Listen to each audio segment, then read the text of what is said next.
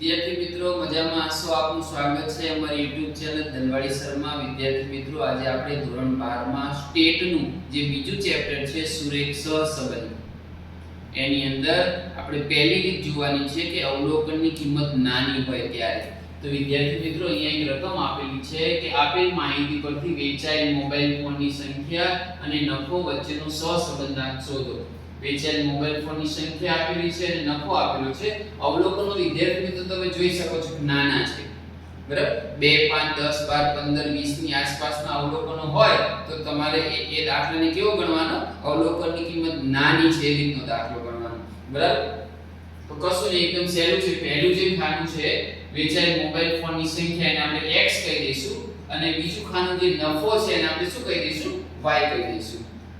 પછી વિદ્યાર્થી મિત્રો એકદમ સહેલું. હવે તમારે શું કરવાનું છે કે x અને y નો ગુણાકાર કરીને કયું ખાનું લાવવાનું છે?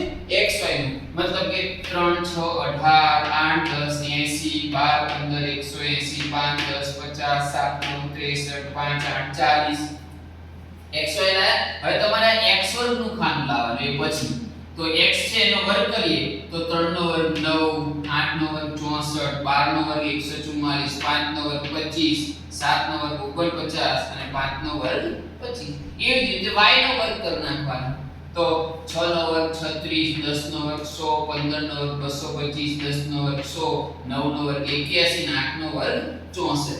તો ફરી વિદ્યાર્થી મિત્રો x આપ્યો હોય y આપ્યો હોય બંનેનો ગુણાકાર કરો એટલે xy, પછી x નો વર્ગ કરો અને y નો વર્ગ કરો. હવે પાંચે પાંચ ખાનાનું આપણે શું કરી નાખવાનું છે? સરવાળો. તો x નો સરવાળો જે છે ને સિગ્મા x કહેવાશે. ઈ કેટલા આવશે? 40. y નો સરવાળો છે ને સિગ્મા y કહેવાય 58. આના સરવાળાને સિગ્મા xy કહેવાય 431. આના સરવાળાને સિગ્મા x વર્ગ કહેવાય 316. આના સરવાળાને સિગ્મા y વર્ગ કહેવાય 606. હવે ખાસ જોવા જેવું હોય તો વિદ્યાર્થી મિત્રો સૂત્ર છે. સૂત્ર જોજો બરાબર. અવલોકનની કિંમત નાની હોય ત્યારે સહસંબંધ શોધવાનું સૂત્ર જોજો વિદ્યાર્થી મિત્રો. r બરાબર n sigma xy sigma x sigma y છેદમાં વર્ગમૂળમાં n સિગ્મા x વર્ગ સિગ્મા x નો કૌંસ બાર વર્ગ અને n સિગ્મા y વર્ગ સિગ્મા y નો કૌંસ બાર વર્ગ. અહીંયા ડાયરેક્ટ વર્ગ છે, અહીંયા કૌંસ બાર વર્ગ છે. તો શું કરવાનું એ સમજાવું હમણાં તમને. પહેલા તો n કેટલા? તો અહીંયા તમે જો કેટલા અવલોકનો આપેલા છે? 1 2 3 4 5 અને 6. તો વિદ્યાર્થી મિત્રો તમારો n કેટલો થશે? 6. હવે સિગ્મા xy તો હમણાં જોયું આપણે કેટલા હતા? 431 માઈનસ સિગ્મા x. તો આ જે x નું ખાનું છે ને એનો સરવાળો છે 40 એટલે સિગ્મા x કહેવાય અને સિગ્મા y એટલે કેટલા મૂકીશું આપણે? 58. વળી પાછું છેદમાં વર્ગમૂળમાં n એટલે કેટલા લખશું? 6. સિગ્મા x વર્ગ એટલે વિદ્યાર્થી મિત્રો x વર્ગ નો જે સરવાળો થયો 316 એ લેવાના. પણ સિગ્મા x નો કૌંસ બાર વર્ગ એટલે વિદ્યાર્થી મિત્રો એ વખતે સિગ્મા x તમારે 40 લેવાના અને એનો કૌંસ બાર સ્ક્વેર કરવાનો. મતલબ કે ઉપર જે સિગ્મા x લીધા હશે વર્ગ વખતે અહીંયા લઈ લેવાના. એવી રીતે n એટલે 6 અને સિગ્મા y વર્ગ જે કેટલા આપેલા છે? 606 માઈનસ સિગ્મા y નો કૌંસ બાર વર્ગ. તો સિગ્મા y એટલે 58 જે આપણે ઉપર લીધા હશે એટલે નીચે લેવાના. એ સિગ્મા y છે અને એનો વર્ગ કરવાનો.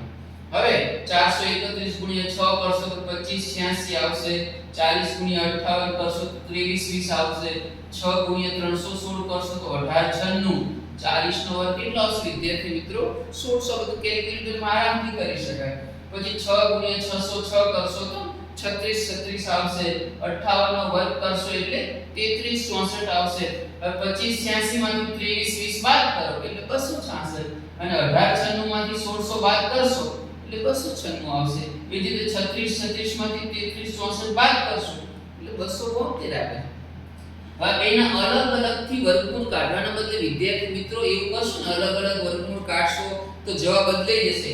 એના કરતાં બેટર છે કે તમે આનો નાનો પહેલા ગુણાકાર કરી નાખો. તો આનો નાનો ગુણાકાર આવશે વિદ્યાર્થી મિત્રો 80512. પછી એનું વર્ગમૂળ કાઢી નાખો તો કેટલું આવશે? 283.7464. અને હવે 266 ને ઉપર જે 266 હતા ને એને આ 80512 નું વર્ગમૂળ જે 283.7464 આવ્યું તો આને આના વડે ભાગશો એટલે જવાબ આવશે 0.9375. હવે પોઈન્ટ પછી બે આંકડા છે પણ ત્રીજો આંકડો આપણે જોઈ લેવાનો. જો ત્રીજો આંકડો 5 કે 5 થી મોટો હોય તો આમાં એક વધારી દેવાનું તો 0.93 છે ને, પણ આ 5 કે 5 થી મોટા હોવાથી એક વધી જશે તો આપણો આશરે જવાબ કેટલો આવશે વિદ્યાર્થી મિત્રો? 0.94. તો બહુ જ સરળ દાખલો છે વિદ્યાર્થી મિત્રો. આવા અવલોકનની કિંમત નાની હોય એવા દાખલા લઈ અને તમે આ રીતે ગણશો, બે ત્રણ દાખલાની પ્રેક્ટિસ કરશો તો આ તમને ચોક્કસ આવડી જશે. ઓકે.